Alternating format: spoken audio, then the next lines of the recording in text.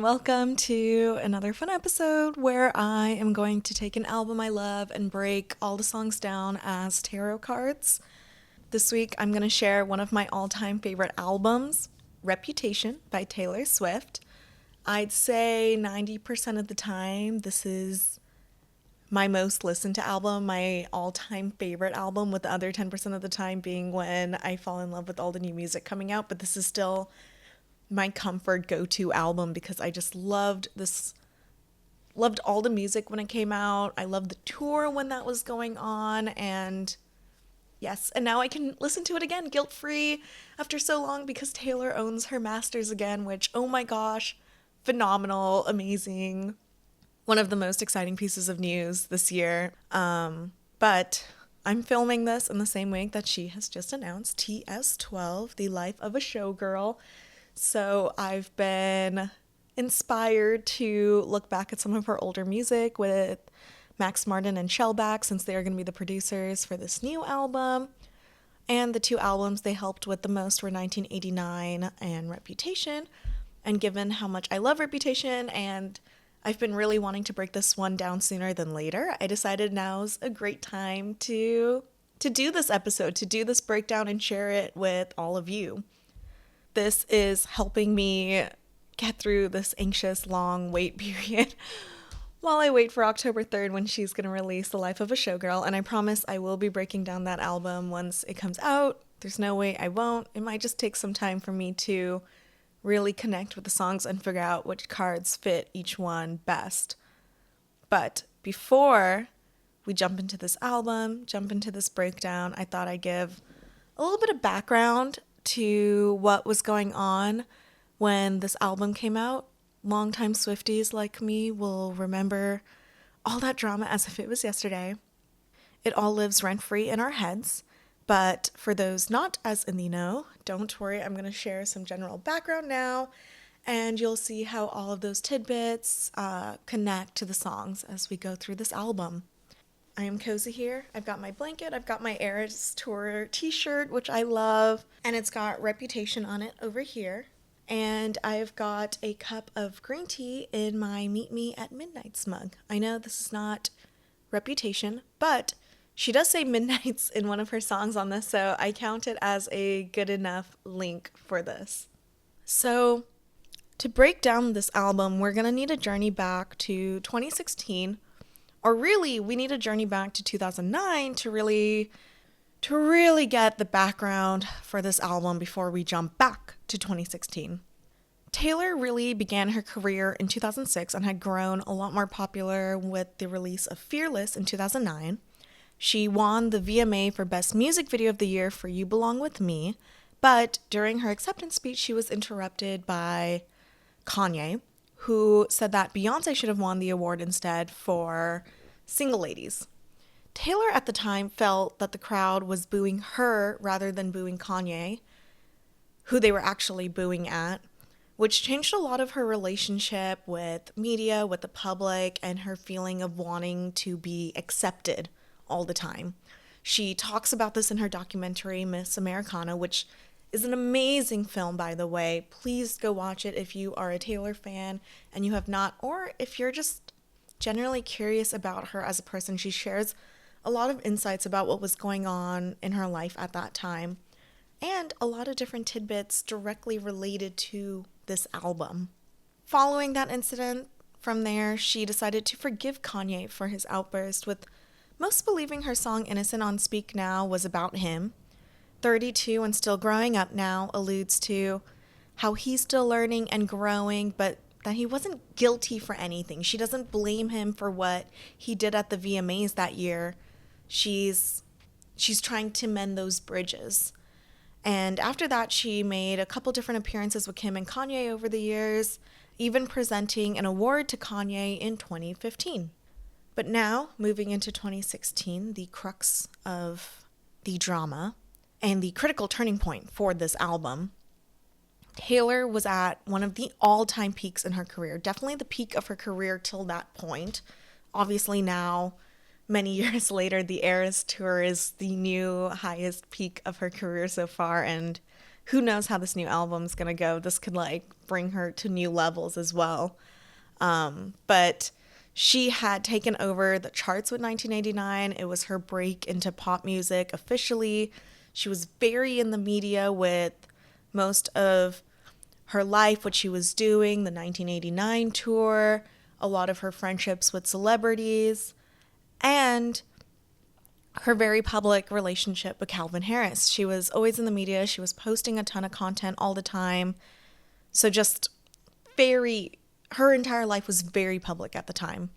That March, Kanye released a song called Famous, where he has a line, "I feel like me and Taylor might still have sex. Why? I made that bitch famous." With the music video featuring a nude wax figure of Taylor to imply that exact scene. Now, obviously, Taylor was pretty mad at the release of this. Who wouldn't be? So she publicly stated that she did not like being called a bitch in this video. She did not agree to being presented in the song and in the music video this way. But then Kim Kardashian, Kanye's wife at the time, claimed that she had given permission for all of it. She knew all of this was going to happen and she gave her full permission. And Kim later released a cut up version of their phone call that made it seem like Taylor had given her permission but was lying about it later.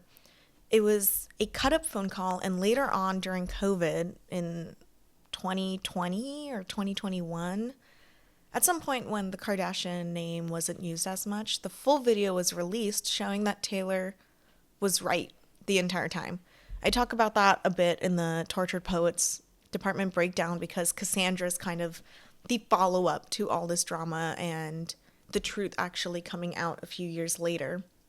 But at this time, Kim made her statement in defense of Kanye, and then that was followed by a lot of online back and forth and the beginning of Kim beginning to really cyberbully Taylor. A couple months later, Taylor and Calvin had a very public breakup that ended poorly.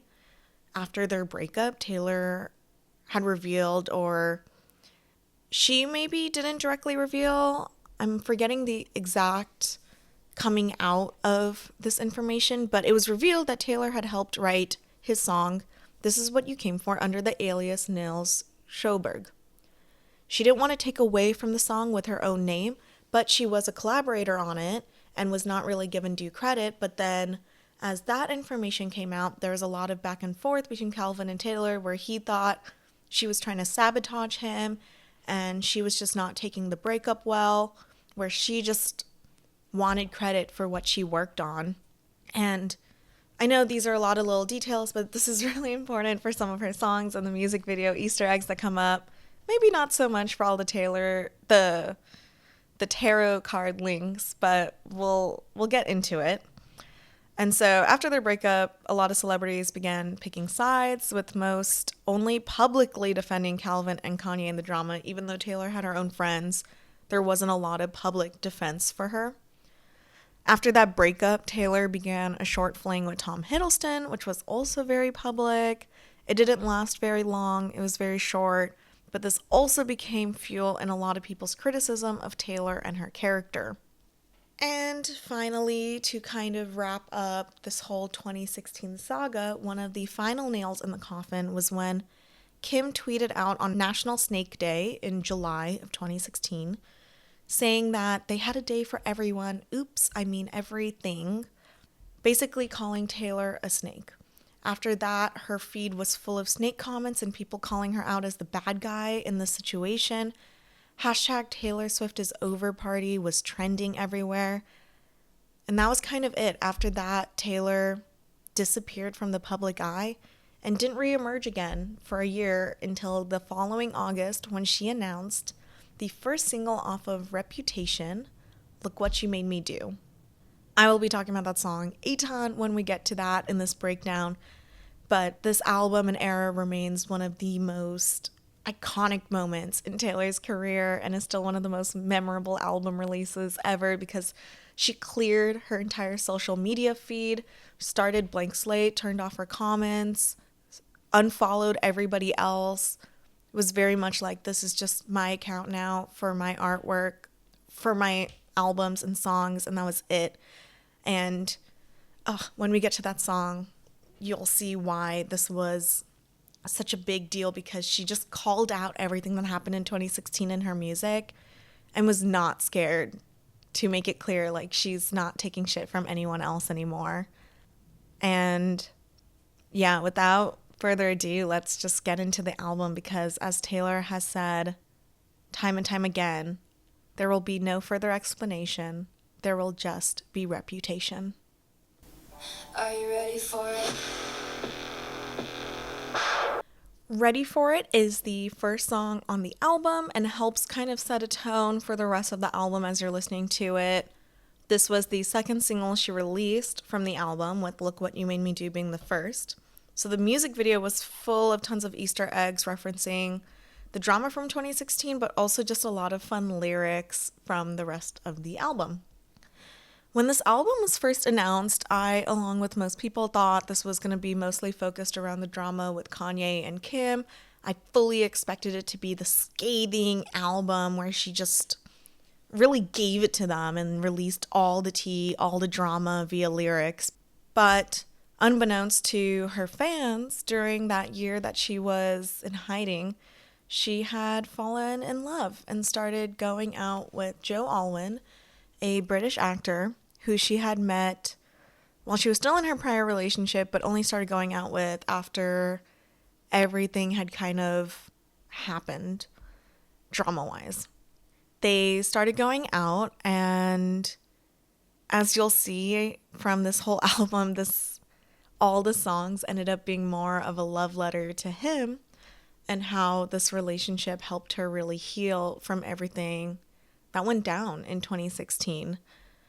We know now they are not still together, which kind of puts a little bit of a sadder note on some of the lyrics and the songs, or at least some of the older meaning that used to live with it. But she is happy she's in a new relationship. She and Travis are so sweet. Their podcast episode to talk about TS12 was so cute.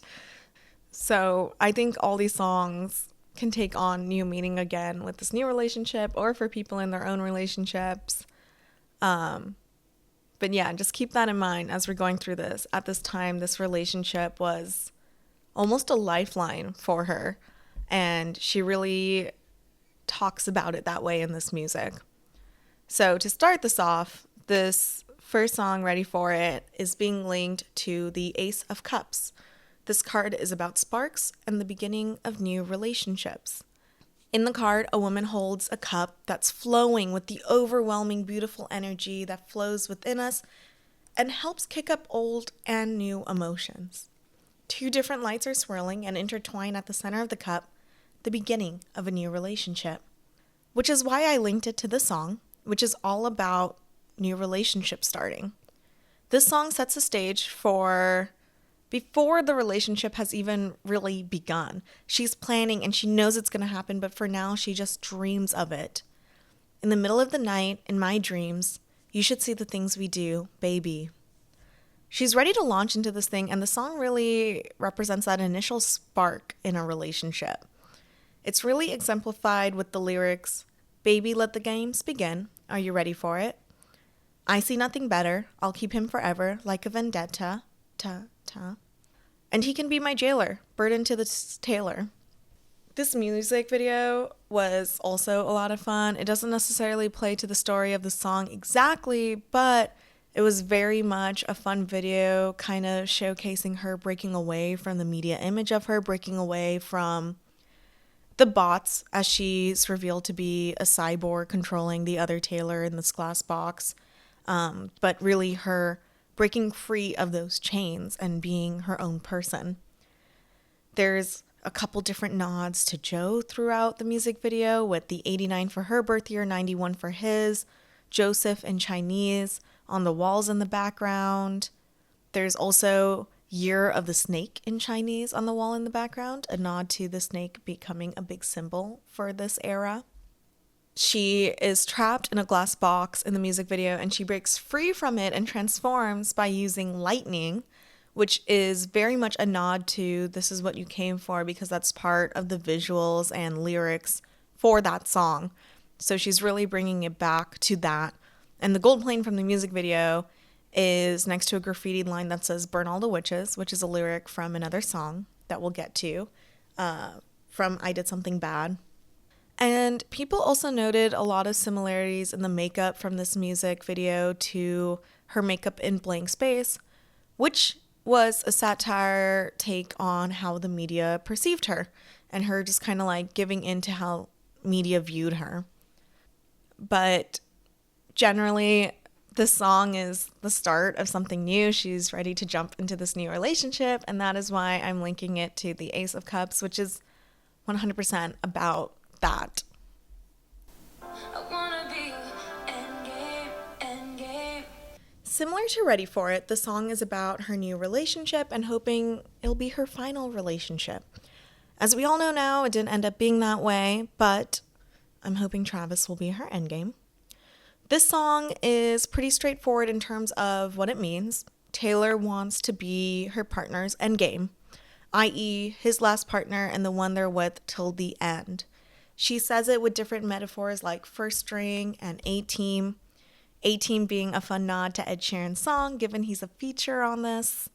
And for this song, I chose to link it to the Lover's card.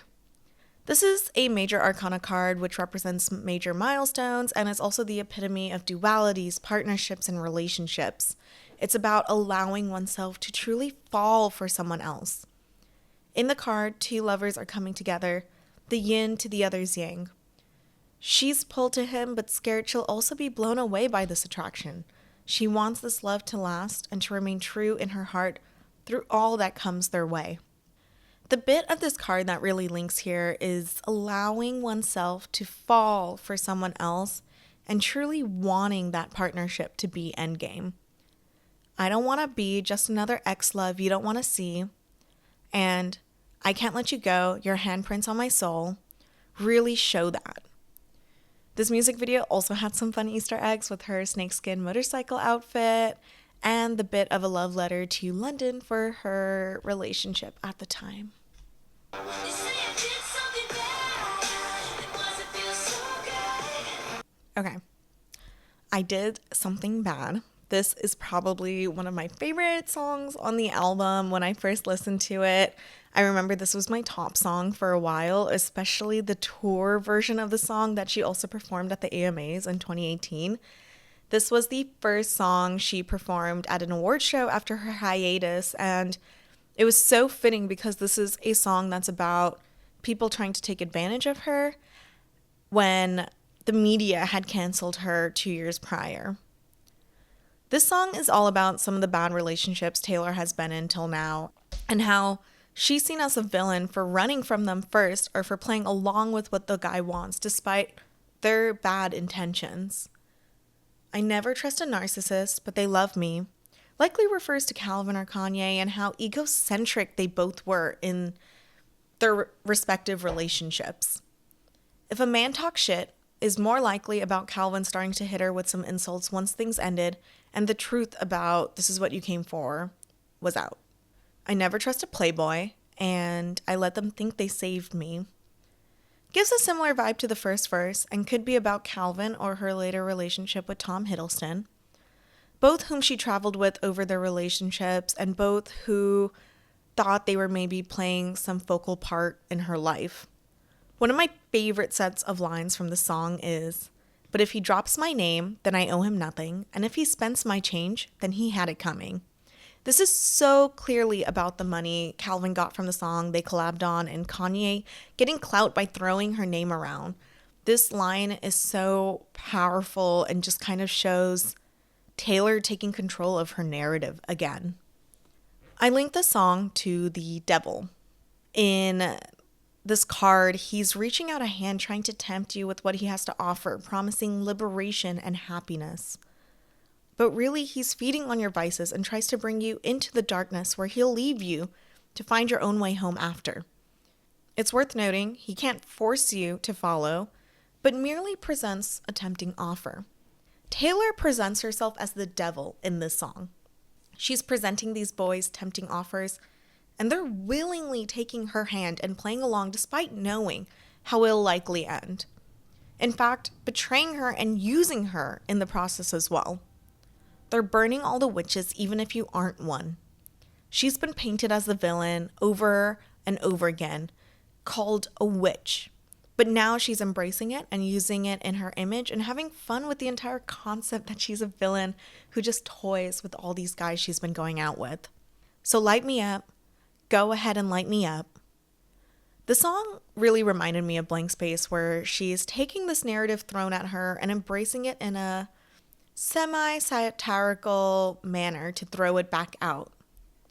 The live version of the song is so phenomenal. I highly recommend everyone goes and checks it out. When I was still clowning for Rep TV, which, by the way, was my biggest Taylor Swiftie clowning to date because it wasn't even really started. I was really hoping this extended version would be added to the album, kind of similar to All Too Well 10-minute version. But sadly, we might not get that. But at least we still have the extended tour version that is available online. Don't blame me, love made me crazy. If it doesn't, you ain't doing it right. Don't Blame Me is a pretty fun song showing more sexual energy and tension between Taylor and her partner. The lyrics take the relationship and passion between the two and compare it to being lost in a drug haze, except the drug is her partner rather than something else. For you, I would cross the line. Halo hiding my obsession. I once was poison ivy, but now I'm your daisy. Show how deeply she's fallen into this relationship and how much it's clouded her mind and thoughts. There's nothing else she can think about. This song also became a big fan favorite because of the high note Taylor hits during the Rep tour when she sings Using for the Rest of My Life. I'm not even going to attempt to sing it. It won't end well. But yeah, the song is linked to the Knight of Wands, which is a card about charisma, passion, spontaneity. In the card, the Knight of Wands has been galloping across the sand on her stallion, full steam ahead to her passion, stopping on the way for different adventures. Potential dangers don't even cross her mind as she focuses on soaking in this energy around her before she focuses on her task again. This card is all about charging full steam ahead towards something that interests you and jumping into something quickly. And I picked this card for the song because it's really all about jumping headfirst into this relationship and letting it fully consume you. The song is about the charisma and the passion of the relationship, and it fits the energy of the card so well. Don't Blame Me, Love Made Me Crazy. If it doesn't, you ain't doing it right. She is fully giving herself to the love of this relationship, to the passion in it. And yeah, given the Knight of Wands is just about all of that charisma and passion, it just fits really well together. 'Cause I know that it's delicate. Isn't it? And now we reach song number 5, which historically has been the more sensitive, to the soul, tender card that comes from the album.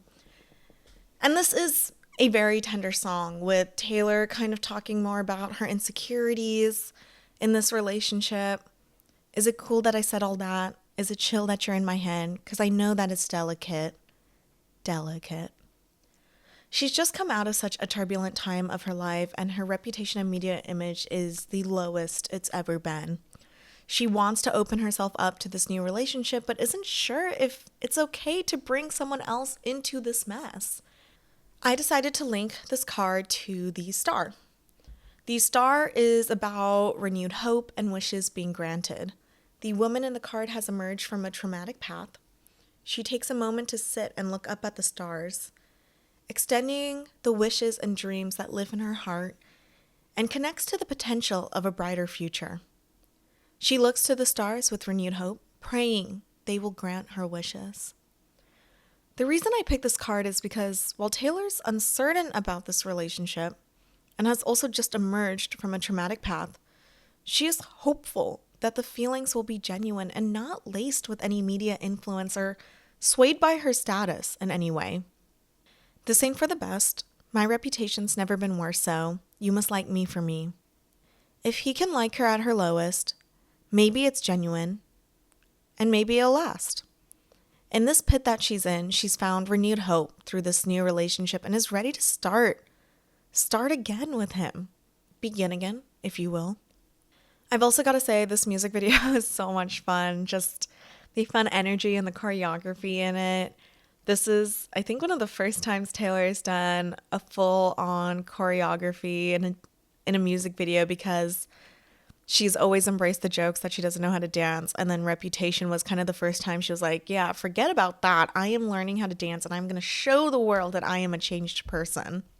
The entire music video really added a layer to the song because it showcased the beauty of how much she wanted to be invisible and how much she wanted to get out of the limelight. But then the moment she's invisible, she realizes there's still one person who she really wants to be able to see her for who she is. And it is the person who she is going towards throughout the entire song and meets at the end. Look what you made me do. Look what you just made me do. Look what you just made me. Okay, we're here, the first single off of this album and one of the most amazing comebacks ever. This is by far one of the most iconic things Taylor has ever done, coming back with a song that made you think the entire album was going to be a diss track, but then was actually a love letter to her partner at the time.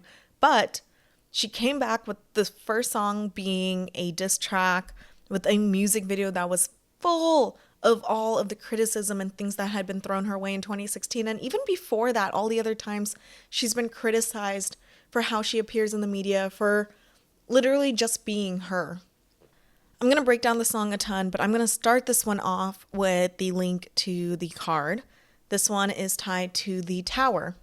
In this card, a rabbit has built its perfect home, hoarded with nuts for the season. As he's getting the last bits ready to bunk for the winter, a storm takes place out of the blue, destroying his home and everything he's built. As he watches this chaotic, surreal storm take everything he has, he questions everything around him. The flames take over his home, but as he stares at the flames longer, they begin to resemble butterflies. Is this fire good or bad? The tower is all about uncontrollable change, this uncontrollable force, and in this song, Taylor is that. She is the tower, throwing everyone else's world upside down as she makes her comeback. I don't trust nobody and nobody trusts me. I'll be the actress starring in your bad dreams.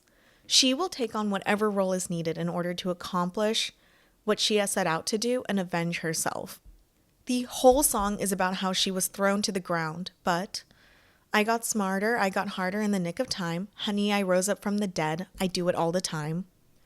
The tower is about destruction and being able to rebuild and come out anew from it. While she's unleashing her destructive energy on others and she is the uncontrollable force to those around her, she herself has come out of the rubble from her demise in 2016, which was the tower for her own life, and has now rebuilt a stronger foundation for herself to move forward. Actually, the line that really highlights this is, I'm sorry, the old Taylor can't come to the phone right now. Why? Oh, 'cause she's dead. This music video is so good. I know I keep saying that about every single music video till now, but this one really is. It is maybe the music video by her that I go back and watch the most because it is so iconic. It is so chock full of so many fun Easter eggs. I know it's not directly tarot related, but I'm just going to go through some of the fun Easter eggs in here because it all ties back to what I was talking about at the top of the episode. And I just think all the attention to detail in the song deserves a bit of attention. At the beginning, Zombie Taylor comes out from the tomb marked, "Here lies Taylor Swift's reputation," which had died in 2016. She stands next to a grave marked for Neil Schoberg, which is a nod to This Is What You Came For and the drama around that. Her zombie self then begins burying a younger version of her wearing one of her old Met Gala dresses, kind of showing her burying her 1989 era self. It flashes to her in a bath of jewels, mocking people calling her materialistic. There's also a $1 bill in the tub that links back to a harassment case Taylor won against a DJ, where she had accused him of groping her, got him fired from his job. He was so upset that he sued her, and she countersued for just $1 because at the time she didn't really care about getting anything out of the case. She just wanted to be clear that she was telling the truth, and she wanted that above all else to be what comes first. This case was another thing that was used against her because people thought she was being dramatic, she was trying to grab attention, she was ruining this person's life for no reason. But it was real for her, and all she felt at the end of it was relief that people believed her because she realized how hard it is to prove these things in a court of law. She talks about it while playing clean in the Dallas show for the Rep Tour. It's what's in the Rep Tour movie, so it's a really cool share of that time of her life. Then it cuts to tons of snakes. Her first time embracing snakes as the theme for this album. She sips tea in a dress and posture that mimics Kendall Jenner's pose in a post she made after all of that drama started coming out, where she was sipping some tea and posted that as her caption. Taylor makes fun of doing things for fame and popularity with the car crash scene, and then also making fun of what people call the Barbie Squad, which was her friend group she'd go out with all the time, the Plastics. The scene with the guys are a nod to her exes. There is the same amount of background dancers as there are exes, and they're wearing the I Heart TS shirt that Tom Hiddleston was photographed wearing while they were going out. And then she's shedding all her old personas and getting rid of the old Taylors to make way for her new self. If this scene is not the epitome of the Tower card and what it means to just destroy everything to create a new foundation for a new self, I don't know what is. I can't talk about each detail or we'll be here forever, but she does end the video with a bunch of different versions of herself, calling out some of the different things she's been criticized for, criticizing herself really in it too. But basically just showing that she has seen and heard everything, and now her old image is shed. She will not go back to being her old self. Anyways, that's Look What You Made Me Do. Fantastic song, iconic music video, and it just truly embodies the energy of the Tower through and through.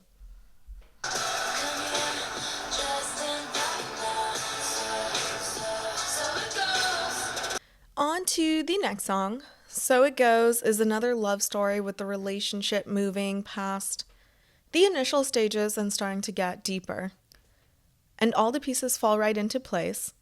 The pieces of the relationship are starting to really connect, and they're really becoming partners. I've linked this song to the Two of Cups, which is all about romantic partners and connected hearts. In the card, two people are holding hands. As they join hands, they're able to draw on the cosmic energy of the universe around them and see how powerful their relationship is. Together, they're able to draw on the world more than either of them could alone. 'Cause we break down a little, but when I get you alone, it's so simple. While they may not be completely stable as a couple yet, I think this card really ties to the song well because their energies are entwined. You did a number on me paired with I did a number on you shows they're both equally in this now. I'm yours to keep and I'm yours to lose. They are sharing their energy with one another, and they've really become a pair of connected hearts.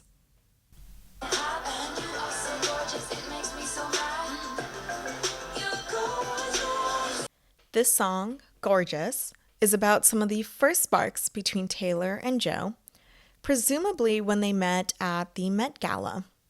This song is linked to the Page of Wands. She is enthusiastic, has a spark of energy, and is dreaming of something new. The page has boundless energy and is constantly moving, trying to channel this energy into new passions. She's painted pictures in her mind and envisioned something so magical that sometimes even as she chases it in reality, she has to re-envision it in her mind. Her mental images often lead from one idea to the next, but nonetheless, she lives in the dreams she paints up in her mind. The part of this card that I think really applies to the song is the bit around a youthful spark and this bubble of energy and enthusiasm for something new in your life. At the time, she was still dating Calvin Harris, so nothing happened between her and Joe, but when she first met him at the Met Gala, she started to get this image of him in her mind and created this entire imaginary situation of them semi-flirting with each other, but nothing could happen in reality until she was single again. She feels this spark of new energy and this new pull. You should think about the consequence of your magnetic field being a little too strong. She's creating an entire narrative about the situation, but based on the lyrics and setting of the song, it doesn't seem like they've even properly met and had a full conversation yet. You're so cool, it makes me hate you so much. You make me so happy it turns back to sad. There's nothing I hate more than what I can't have. She's spinning this image she has in loops, and in that way, she's really the Page of Wands in the song, dreaming and feeling these new sparks from these mental images. Getaway Car is another one of my favorite songs from this album. It's a general fan favorite from the album as well. I love the clip of her and Jack Antonoff making the song together and putting the lyrics for the verses and the bridge together. This song is all about Taylor getting out of a relationship with the imagery of someone jumping in a getaway car after a bank robbery. Some think this song is about her relationship with Tom Hiddleston and how it wasn't even real for her from the start because he was the getaway car. I wanted to leave him. I needed a reason. She implies that the reason they started going out was so she would finally have an excuse to end her relationship with Calvin. She knew from the beginning it was doomed. We never had a shotgun shot in the dark, and should have known I'd be the first to leave. Think about the place where you first met me. She used this as an escape and now needs to escape the second situation she has created for herself. I chose to link this song to the Six of Swords, which is a card about transitions and moving past traumas in your past. In the card, a woman feels lost but stumbles through the fog as she tries to escape. She asks the universe to help her escape the past she wants to forget. As she approaches the shoreline, she sees a small boat and gets in. She still can't see where she's going, but a gust of wind and strong current begin to carry her away, and she lets it. In the morning, as some light breaks through the fog, she realizes the crows have been helping guide her to a new destination and a new day. Some of the imagery that really links the song to the Six of Swords is more obvious. She's running away from something in her getaway car. She knows it's not the best escape route, but it's the only path she sees out. Nothing good starts in a getaway car. But the part that I think really links this well to the Six of Swords compared to some of the other tarot cards that have similar meanings about charging ahead or running away, such as the Chariot, is the last verse where she reveals this isn't a happy getaway. This isn't just a happy, fun moment for her despite the vibe throughout the rest of the song. Leaving the relationship is painful, and she's opening some raw feelings by breaking away the way she is. I was crying in a getaway car. I was dying in a getaway car.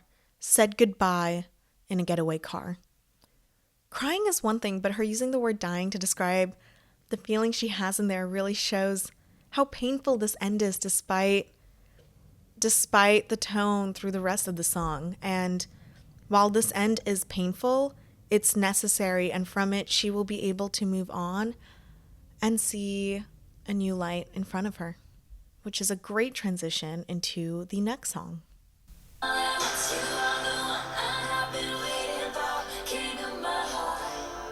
love this whole album so much, so I can't keep saying I love each song, but this is another one of my top songs from the album. I said this was a great transition into King of My Heart because in talking about a new light at the end of your escape, the King of My Heart is linked to the sun, which I will come back to in a moment. This is another love song really talking about this new relationship and how it's helping her heal and how she's finally stepping into the light again. The first verse sets up how she's isolated herself and resolved to remain that way, but now things are changing. I made up my mind. I'm better off being alone. We met a few weeks ago. Now you try on calling me baby like trying on clothes. After this dark moment, she's found a new light in her life. You are the one that I've been waiting for, king of my heart, body, and soul. And this is why I linked the song to the sun. The sun is all about success, positivity, love, and happiness. Under the warm sun, a woman feels alive again. She feels herself radiating as she takes in the sunlight and the energy of life around her. She steps into her power and confidence as she basks in the warmth, enveloping her. She's ready to celebrate all that's good in her life and pause to really embrace this moment. My broken bones are mending from all the nights we're spending together.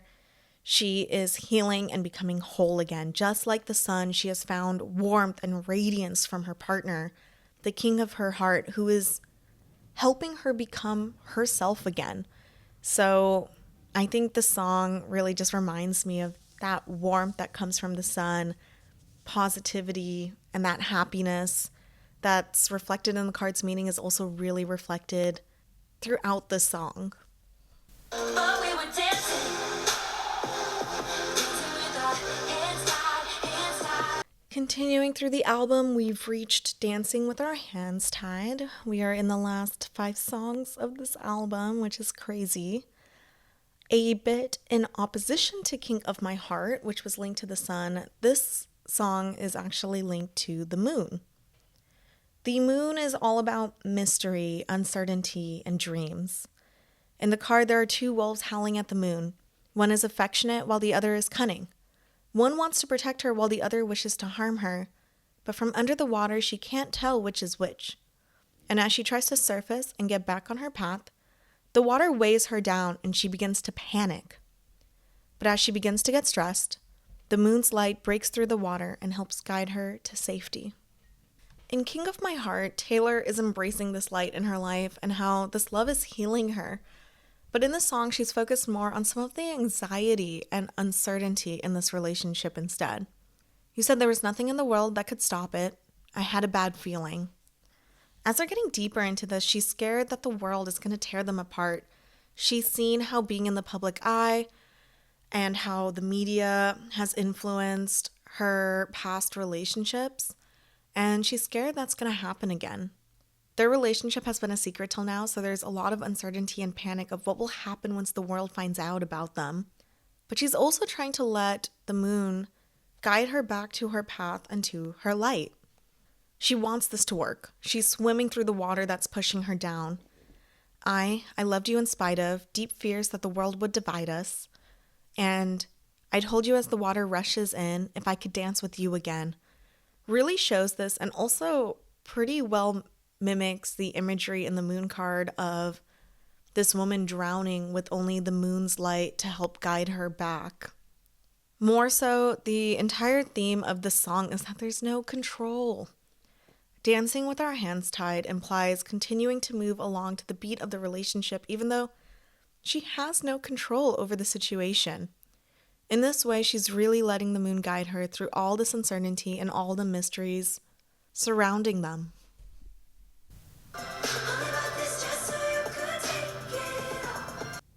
Dress is all about passion and the more sexual side of the relationship between Taylor and her partner. Kind of similar to Don't Blame Me, but with a more intimate feel to it, rather than it being more focused on the passionate, getting lost in this love side of it. And I am pairing it with the Queen of Wands. The Queen is confident, bold, and passionate.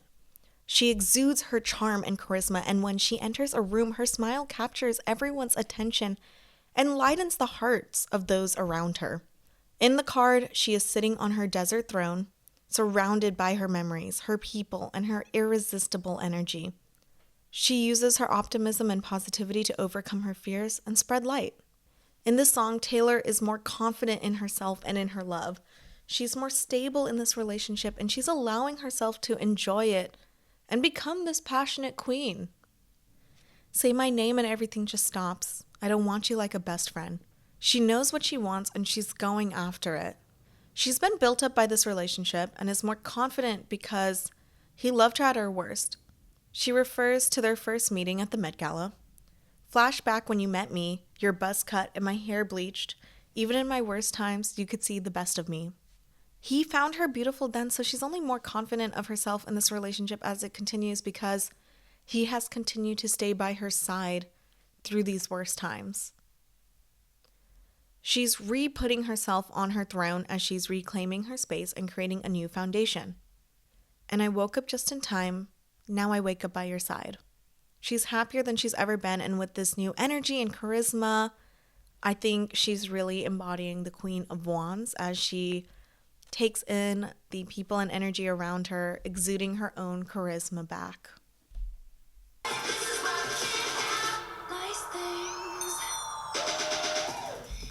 This Is Why We Can't Have Nice Things takes a break from the love songs and goes back to the 2016 drama again. It Was So Nice Being Friends Again is about her friendship with Kim and Kanye and them being in a good spot before they betrayed her again. Friends don't try to trick you, get you on the phone and mind twist you, so I took an axe to a mended fence. This time around, Taylor's protecting herself.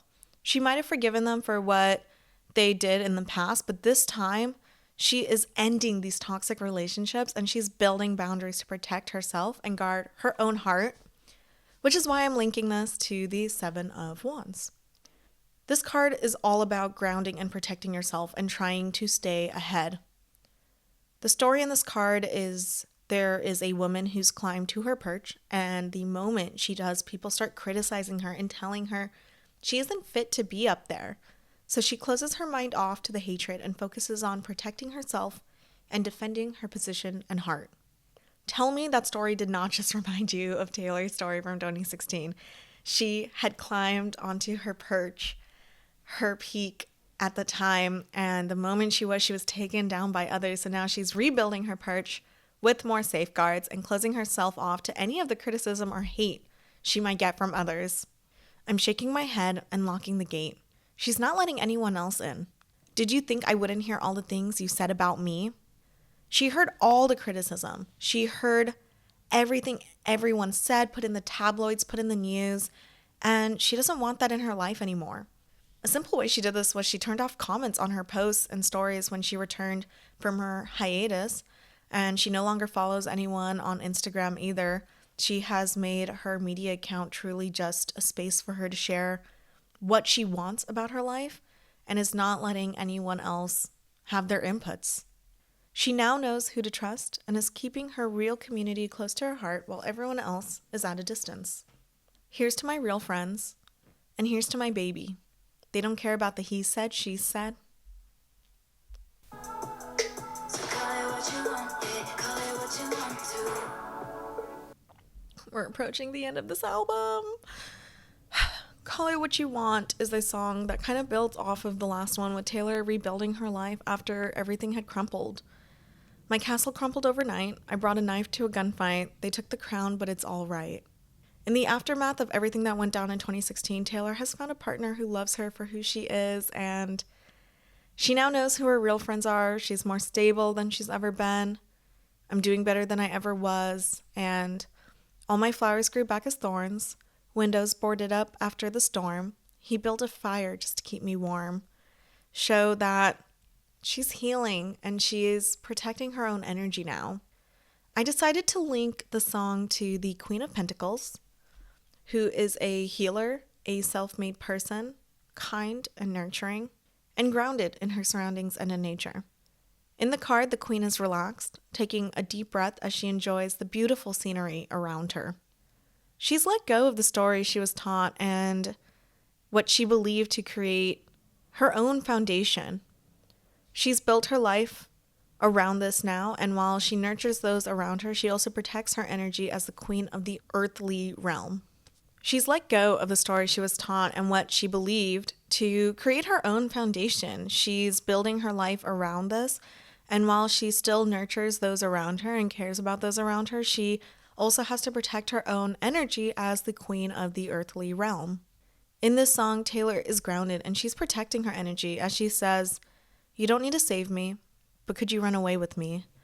She saved herself and now she just wants a partner to walk through this new life she's forging as she reclaims her crown, holding herself with the calm air and dignity.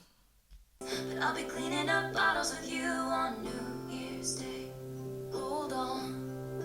And finally, we've reached the last song on the album, New Year's Day. This is a very sweet and beautiful end to the album, as most of this album has kind of been a love letter to this new relationship.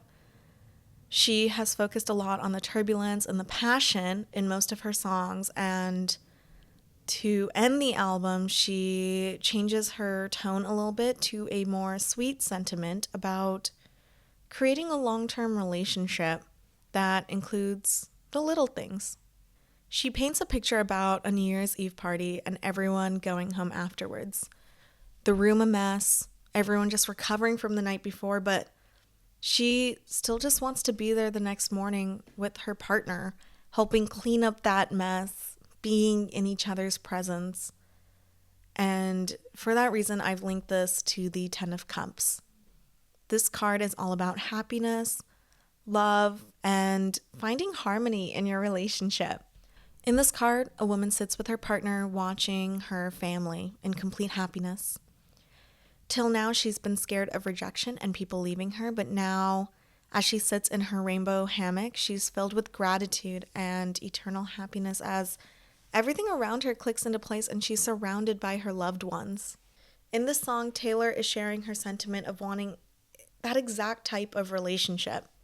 Don't read the last page, but I stay. When you're lost and I'm scared and you're turning away, I want your midnights, but I'll be cleaning up bottles with you on New Year's Day. There's the nod to Midnights. And I won't lie, the song took a bit of a sadder tone to me after Taylor and Joe's breakup initially. I think this one more than any of the other songs on the album because of the lines, "Please don't ever become a stranger whose laugh I could recognize anywhere." She wants this to be her final relationship and she wants this to be the final family she's been looking for. And while that didn't happen with Joe, I'm really hoping this will happen with Travis. But just generally from the song, the sentiment of this, if this entire song of the lyrics is finding that person who you just feel comfortable and stable with, the person who becomes your long-term relationship, your long-term person. And yeah, I think it was just a really beautiful end to this album. And that's a wrap on Reputation as tarot cards. There's a chance I'll have to rearrange some of these card assignments once Taylor finally shares the vault songs from this album. If that happens at some point, but we'll cross that bridge when we get there. At this rate, it'll probably be 2027 or 2028 at least. But I am so excited for The Life of a Showgirl to come out, and we'll definitely be breaking that album once it's out, so stay tuned. Let me know if there's any other albums that you love and would like to see me do a breakdown of. I love these episodes, and I can't wait to share the next one with you. It's already in work and should be out in a month. If you enjoyed this breakdown, check out my channel for a prior breakdown of Short and Sweet by Sabrina Carpenter, and the full breakdown of the Tortured Poets Department, including the anthology. If you're feeling inspired to learn more about tarot, check out my podcast episodes, where I break down new cards and learnings as I share my journey to learn more about the world of tarot. Thank you so much, and I'll see you next time. Thank you for listening to Tea and Tarot with Yashna. This episode was produced, hosted, and edited by me, Yashna Bunsel, and brought to you by Tea Time Podcasts. All the card visuals were from the Light Seers deck by Chris Ann. All song snippets and lyrics were from Reputation by Taylor Swift. All images were pulled from different media sources, but primarily Instagram accounts. Outro music was made using SoundRaw. Join me next week for another episode of Tea and Tarot.